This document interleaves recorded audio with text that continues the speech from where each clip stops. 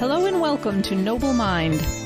Noble Mind is a podcast exploring mindfulness, meditation, and psychology.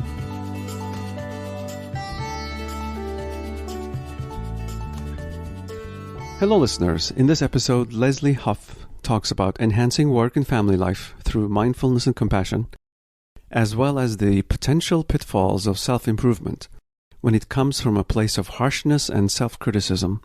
Lesley Huff's ID is a licensed psychologist and certified mindful self-compassion teacher. She started the Change Through Compassion program and has practiced mindfulness personally for many years.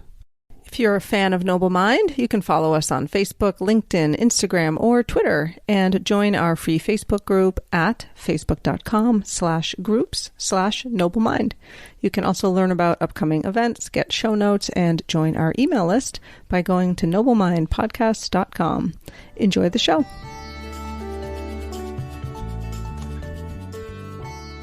We're here with Lesley Huff. Welcome. Would you tell us a bit about yourself and your background? Sure. Wonderful to be here talking to the both of you. So my name is Lesley Huff. I'm a licensed psychologist, and I'm also a certified teacher in mindful self-compassion. I work at a small nonprofit in the Lancaster, Pennsylvania area called the Samaritan Center. I'll give you a little bit of background, but it is a little bit of a meandering road to kind of get to where I am, which in some ways is probably very reflective of trying to be mindful and recognizing we don't always know the journey. Right. Let's meander a little. So I was sort of reflecting a little on our conversation today. And one of the things that I was joking is how if my parents were also included in this conversation, they would probably joke that my first word was why. I think actually later in my early career, when I became a researcher, my father joked, "I'm so glad you finally went into a profession that allows you to use something that made you such a pain as a child." Although the apple doesn't fall far from the tree, so he could joke that way. So growing up, both kind of the combination of maybe personality, some family dynamics, I was always very curious, but in sort of an anxious kind of way. I needed to figure things out. I needed to figure out how to problem solve, how to make things better. And I think as I've gotten older, I recognize that there is a really beautiful, wonderful creative side to that, but there's also a shadow side to that as well. But in many ways, that quality initially encouraged me to want to try to pursue psychology in my undergraduate. Fortunately, my wise mother recognized that I was just a little too invested in counseling my friends and making sure everybody was okay. And she rightly so was, I think, very worried that I wouldn't really be able to have the space that one needs to sit with somebody. So I decided to follow my older sister into economics, and then kind of, again, in a meandering way, ended up in marketing. Both of those are kind of recognizing patterns, trying to figure things out. And my first job, I ended up actually doing marketing forecasting for a toy company, which was pretty fun. It sounds fascinating. And then I went back to school for it was really funny doing like the future of puppies is looking good. Exactly. Try to say that with a straight face at a board meeting. But I ended up actually deciding to go back for my MBA. And when I started the program at Temple University, it mirrored so much of what I had done in the undergrad that it felt very unsatisfactory. And so something which I would say has followed career, I ended up chatting with a friend and he said, "Hey, there's this professor who proposed a different kind of MBA. No one's done it yet. Why don't you go talk to him?" And much to his credit, he really was able to be open with sort of like a lighter ego to be able to let me actually turn the program into something that I wanted. And it was, again, more analysis and psychology and other things like that. So after graduating, I went into the technology field and worked in that for about a decade. Again, doing a lot of process improvement and building departments from scratch and things like that. But I found that it wasn't really giving me a whole lot of meaning in my life. It was a nice paycheck, but it was not a lot of meaning. So I ended up leaving my job, and it's almost embarrassing to think back on my younger self. I try to do that with some forgiveness, but my altruistic cape was flying proud. I was going to leave my job and take a pay cut, and I was going to leave before the bonuses were even given out. I was that good of a person.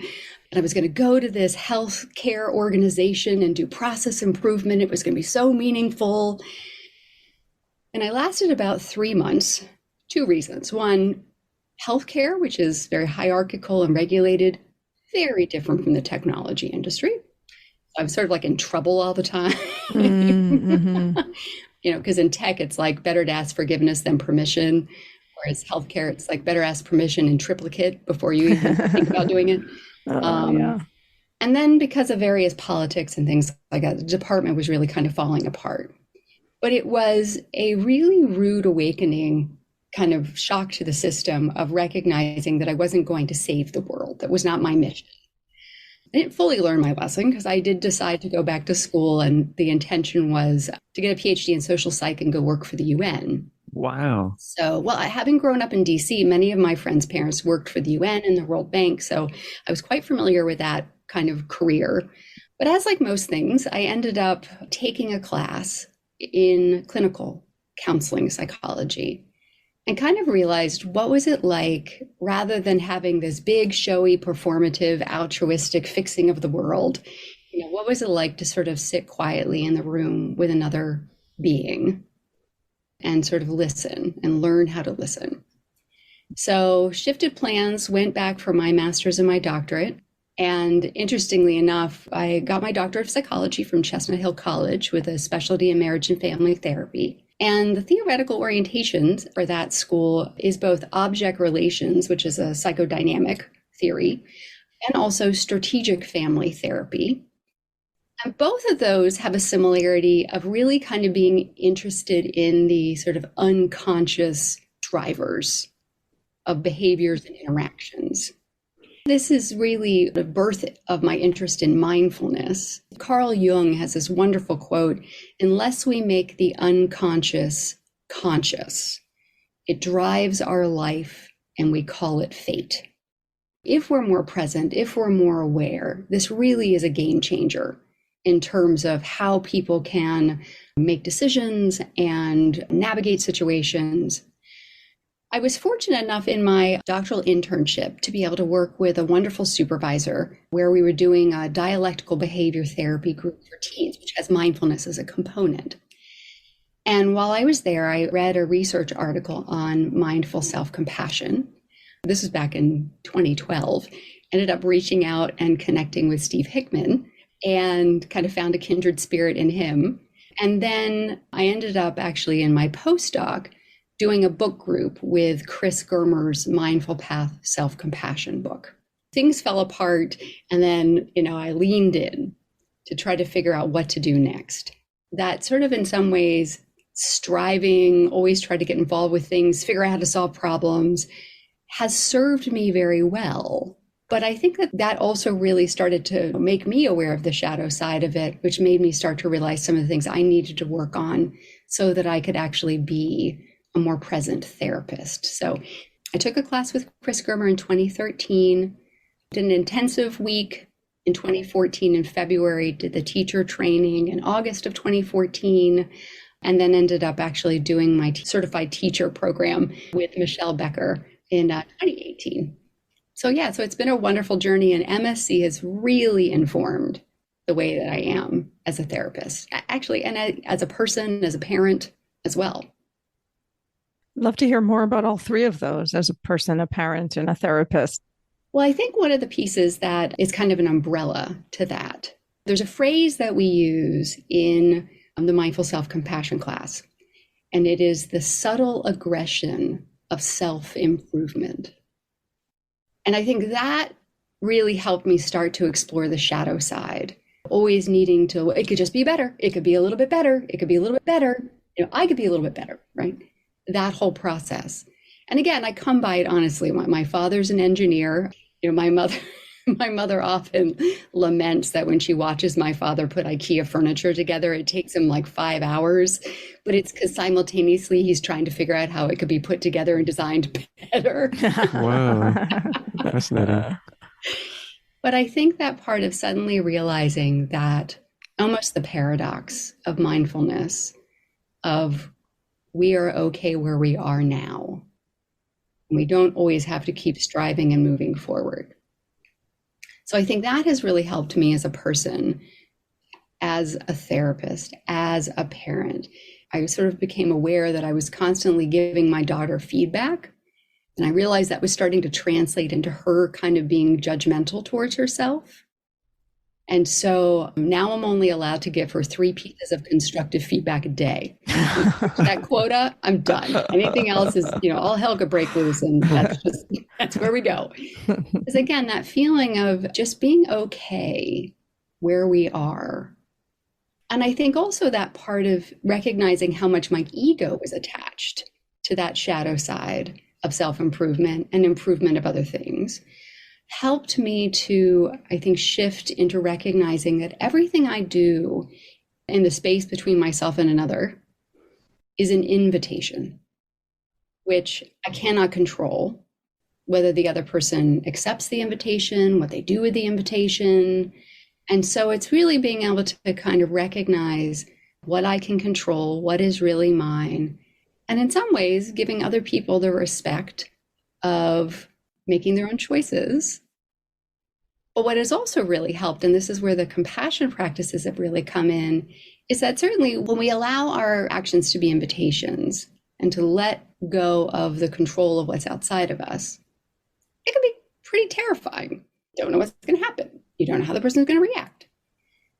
And so I think what the compassion practice have really helped me to do is to increase my capacity to be able to hold whatever happens and to trust myself that whatever happens, even if I might need to take a couple of deep breaths, or I might need some donuts, I don't know, whatever it may be, I will be able to get through it. And so I think being able to say, this is what I can and cannot control. This is not mine. Everything doesn't have to be better. And I can tolerate and hold a lot.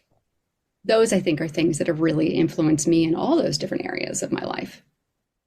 I've always been a fan of that quote about the subtle aggression of self-improvement.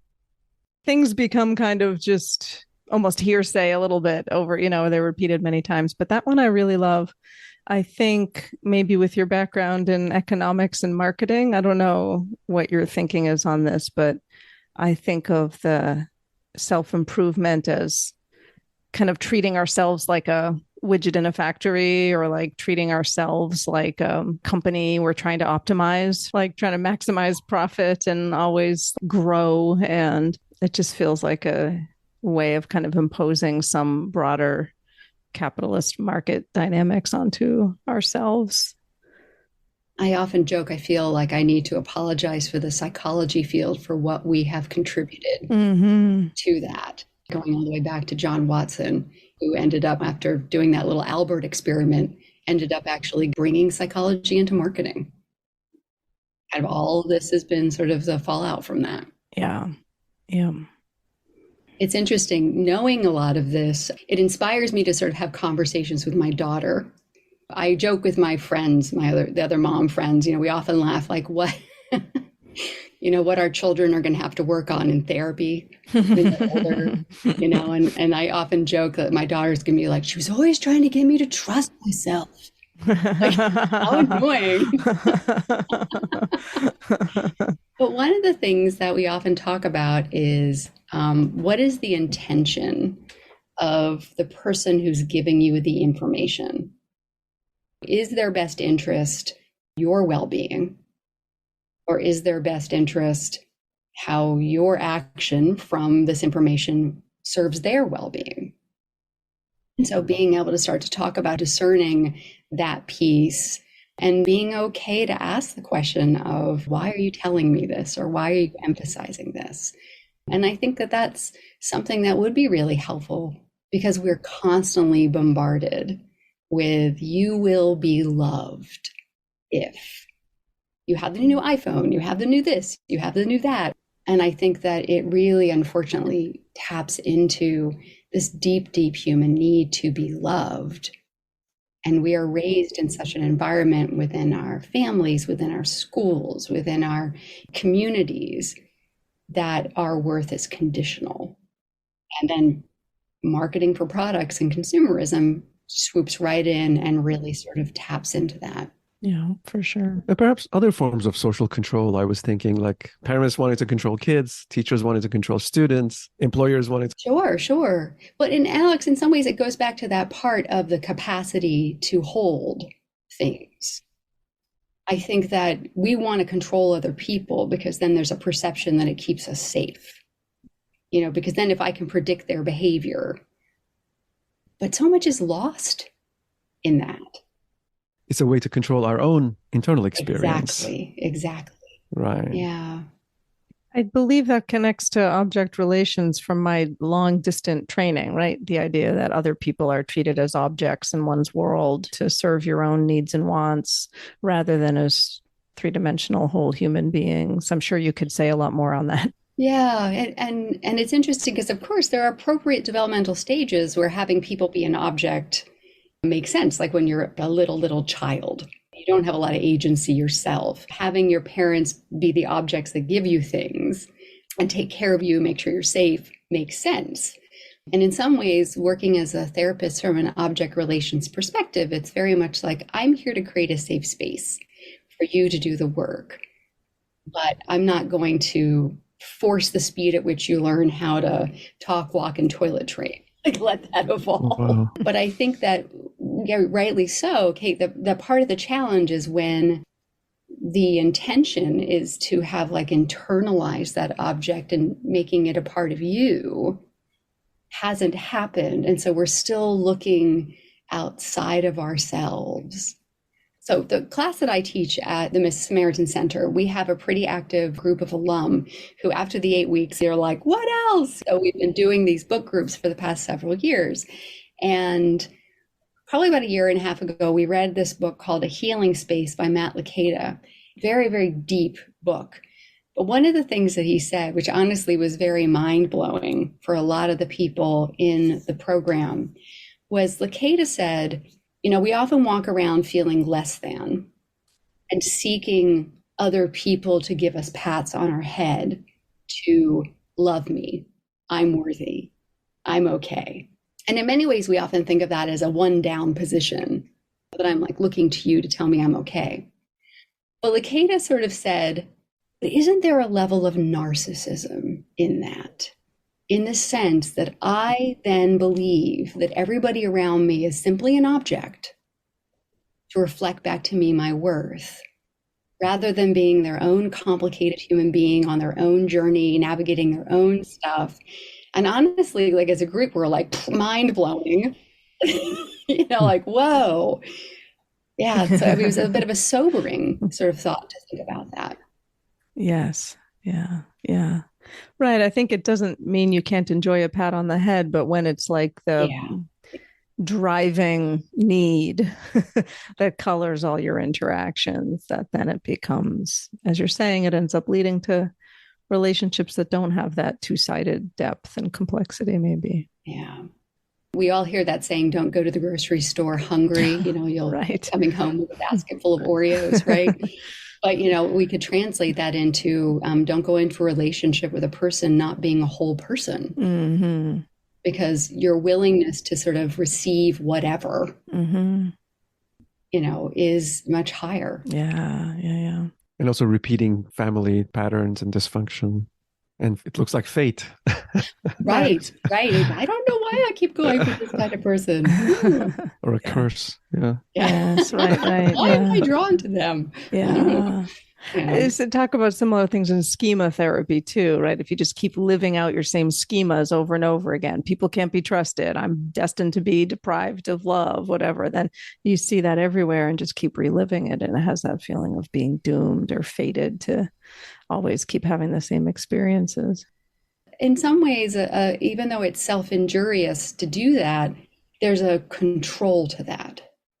right? Like if I believe that these bad things are going to happen so I can prepare for these bad things, I can be disappointed before I am disappointed, then I somehow can be safer. And I think that, again, that gets back to that aspect of the mindfulness of, can I be present with what is?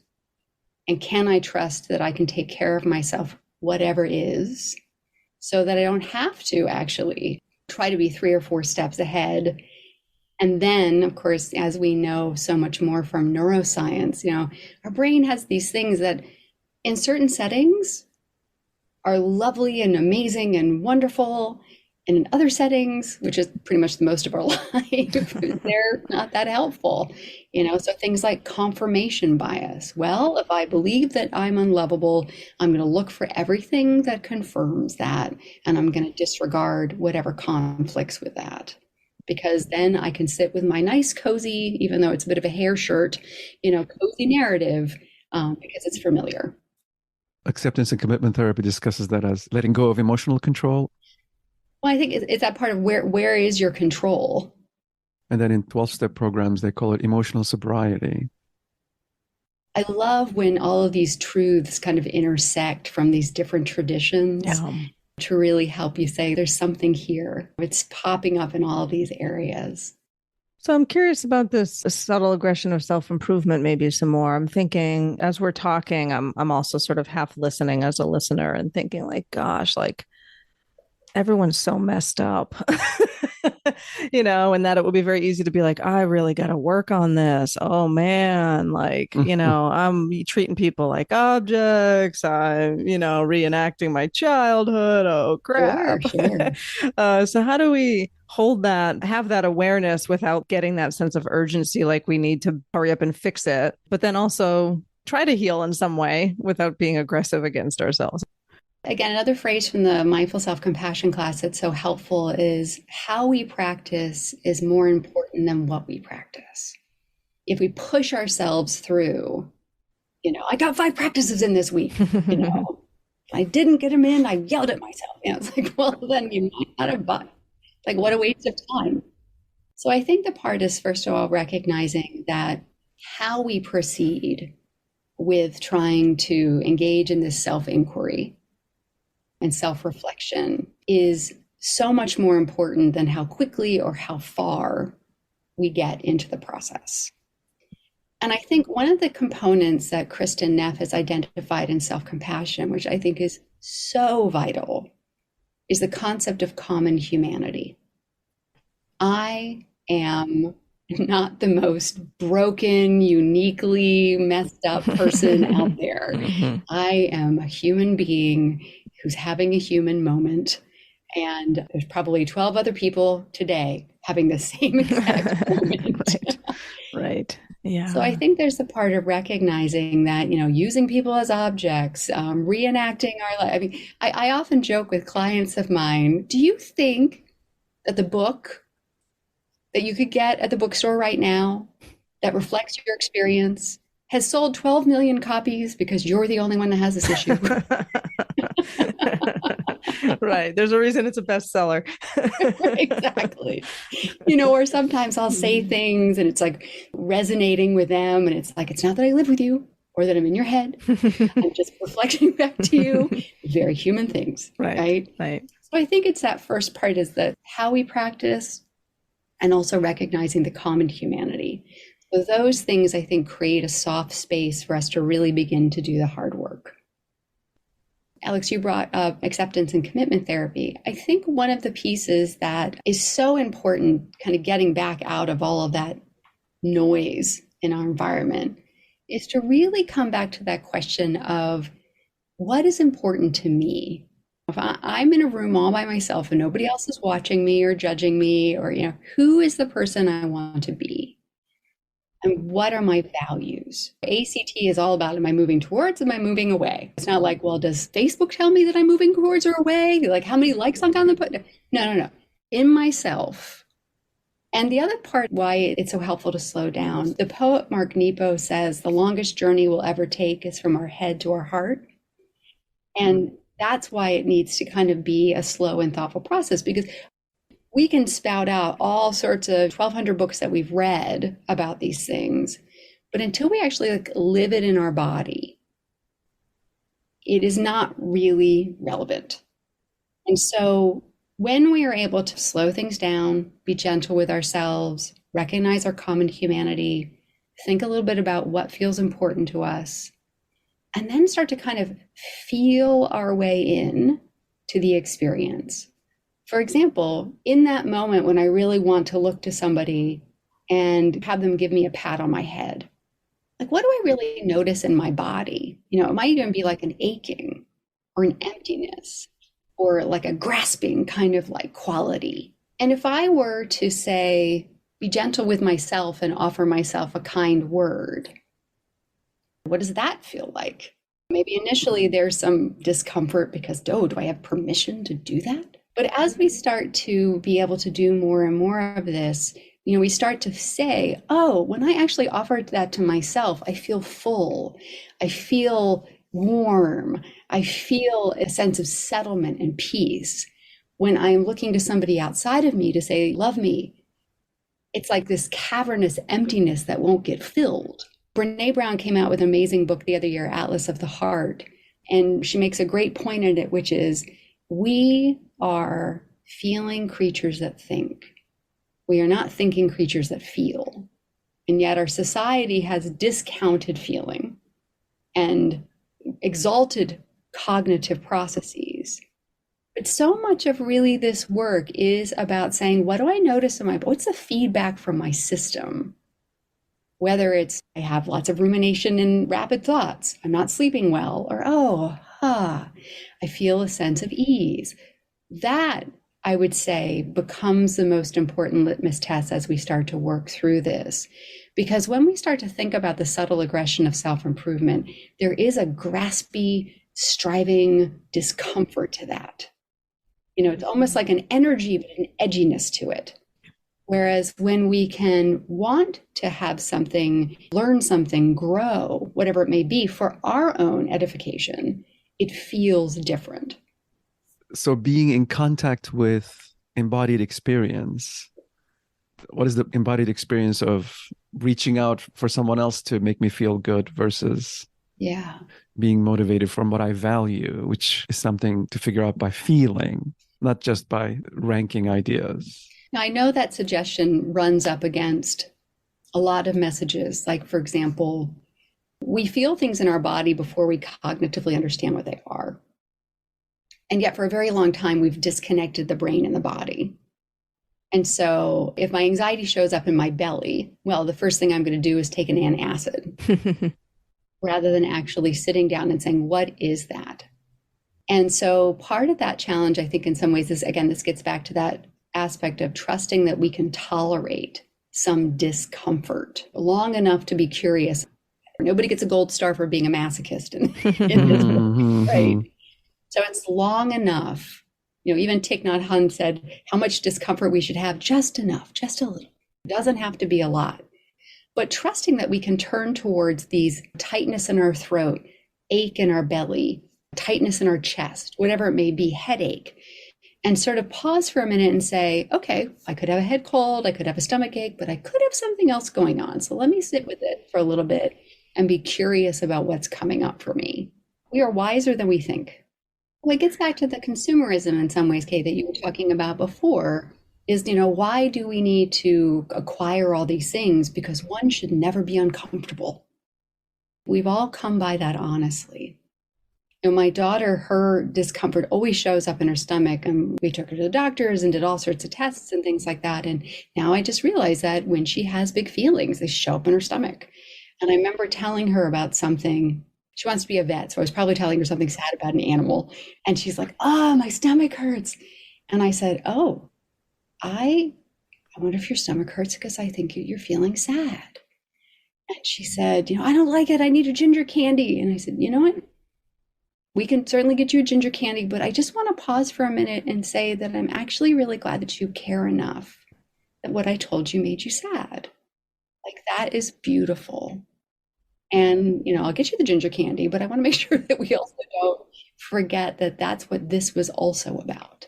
And I often tell a story in the compassion class about how, in terms of paying attention to the feedback from our body, I joke that when you have a child, you suddenly realize that having a plan for the day is not a thing anymore. Stuff's going to happen. If you're the kind of parent that makes space for that. And I remember one day, my daughter clearly hadn't gotten the memo about what our day was supposed to look like. And so she was going off in one direction. And I started to notice this like heat rising in my neck. And I paused for a moment. I said, I'm getting angry. And it's funny because it's like when you talk about this, it feels like, you're standing there staring into space for like 10 minutes. But no, it happens pretty quickly with more practice. It's like, oh, I'm getting angry. Okay, anger. Anger is when somebody's crossed my boundary. Has anybody really crossed my boundary? No, that hasn't really happened. Okay. Do I have an expectation that's not being met? I think there is. Okay. How important is that expectation? It's not the hill I want to die on today. Okay. All right. And so I was able to kind of like in my head and shift gears to then be able to negotiate a little bit better with my daughter. Had I not been able to pay attention to that, recognize that this is information my body's trying to give me, typical trope. I would have gotten angry with her. I would have maybe yelled at her. She would have felt it was completely grossly unjust, so she would have yelled back at me, which would have then led to me thinking she was being impertinent and disrespectful, which would have led her to slamming her door in her room and getting her tablet taken. I mean, like all of this stuff was avoided because I was like, isn't that weird? What's going on with my neck? Yeah. So bringing that curiosity. Because one thing with sensing into our bodies is finding ambiguity there. Like, I don't know what's going on, especially in complex situations like the one you're describing. Yeah. It was interesting. I was listening to a conversation recently that Brene Brown was having with a Franciscan friar, Richard Rohr. Rohr made a comment about how the age of enlightenment had left us with a sense of entitlement for certainty. And I've been thinking about that so much lately, about ways in which we cause ourselves a tremendous amount of suffering, demanding certainty outside of ourselves that is not really ours to have. And yet again, we've been given these messages that we should know, we should be able to plan, we should. And in the end, being able to have a plan, but have it be flexible. Those things are reasonable, but the way in which we grasp onto wanting to know, wanting to predict everything, so much of it is just based in our fear. And of course, when we are afraid, another thing we know from neuroscience, our capacity to think in nuance disappears. And we're just stuck in these very black and white worst case scenarios. So we're not even actually very good at doing this thing that we think that we should be doing, which is the irony of it. And so again, it gets back to that part of if in a particular situation, I can't control what's happening outside of myself, but I have absolute control over, in that moment, how much am I paying attention to what's happening? How much am I paying attention to what's arising within me? How aware am I of the person I want to be in my value system to give myself a frame of reference when I think about how I want to respond to this situation? And as well as also, thinking about the various choices that I have, knowing that having no reaction at all is also a choice. I do also tell my clients being miserable is also an option that often we think that we're not taking, but often we are. Because even again, that situation, we can just choose to spiral down into a hole. Another thing, which is kind of back with a lot of the self-compassion and self-care, if I am sleeping poorly, I'm eating badly, I'm, consuming things in my mind, my heart, my body that put me in a place where I am under a lot of physical strain, well, then my capacity in that moment is going to be lessened. But if I make sure I move my body and I make sure I get good sleep and I stay hydrated and I prioritize making sure that I eat well, well, then my capacity is much greater. So again, all these different things. And when you start to think about how well am I taking care of my mind, my heart, my body? Who am I spending time with? What are my values? You start to think, how would I even think I had time to actually control anything else. I got like such a big to-do list myself. But oftentimes we abdicate our responsibility for ourselves. Predominantly, it's because we think that that's selfish. And yet, I think the paradox of that is self-compassion is actually a radical act of responsibility for the people around us. Because if I am not taking care of myself so that my stuff just kind of like bleeds all over everybody around me, well, then that's actually selfish. Whereas if I'm trying to take care of myself and I'm trying to recognize what I need so that when I interact with other people, I can do that from a whole and centered, maybe sometimes vulnerable place, that if I'm being transparent, well, then that actually is bringing something into that relational space that is much healthier. Self-compassion is also an act of self-liberation and self-responsibility, because then we have the option of unhooking ourselves from our previous conditioning as well as the conditioning that outside forces impose on us. Mm-hmm. Yes. So it's an existentially crucial step, I suppose. This, again, I think was one of the pieces that Matt Lucado pointed out, which intersects with mindfulness. That's so important is when we want to engage in that self-improvement, oh, I'm going to be aware of my conditioning. Oh, I'm going to know my values. I'm going to do this. And then in perpetuity. Whereas it's important to recognize that these ways of being, especially if they've been formed in trauma as a child, and that could be trauma with a capital T or a small t, they were formed in fear and are not likely to be laid down easily, because to do so would be terrifying. And so part of it is recognizing with compassion, there are these, as I said, ghost code in the system, like old system code that is always going to crop up.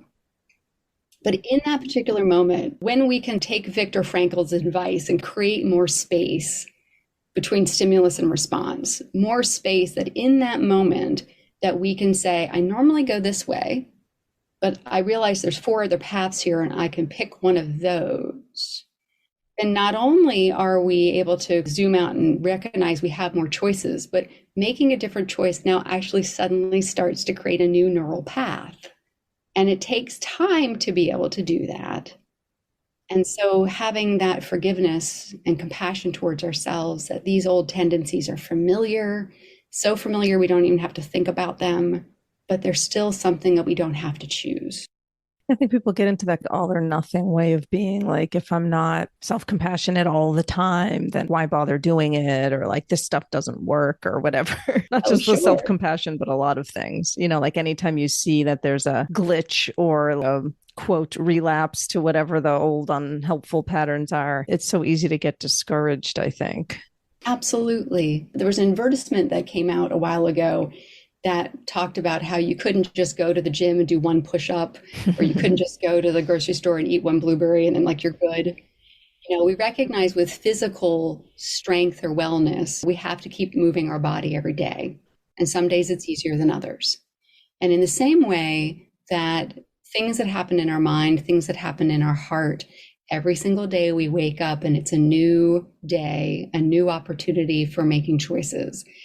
And when we take something like self-compassion or mindfulness and we use it to try to resist or manipulate our experience rather than to be with our experience, we're always going to be let down, because that's not the point of those practices. We joke self-compassion is like the gift that keeps on giving. It's like, I try to be self-compassionate. I realize I suck at being self-compassionate. Oh, another moment to be self-compassionate. So it's like this constant process of, how do I relate to that? How do I relate to that? How do I relate to that? And I think, again, it's this moment to moment experience, which is so different than let me forecast for the next 5 years and know exactly what's going to happen every single day.